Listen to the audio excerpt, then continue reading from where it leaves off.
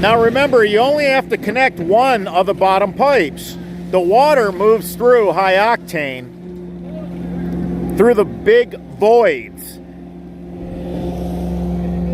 When you see how big the inlets are in the FDM's high octane yard drain pipe, when you see that, you'll understand. Okay, I get it now. The water literally just moves through one pipe, and so does air. Air travels through both of these pipes and the large cobble rock. Now, if the city ever has to replace the sidewalk, they're going to be rough.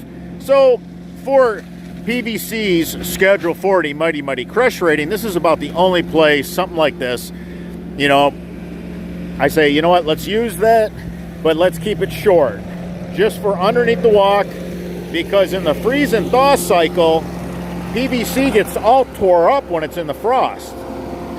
Corrugated pipe, that's where it shows its true strength. The fact that it can expand and contract during the freeze and thaw. Huge, huge properties. There's so many benefits to corrugated pipe. The list is long.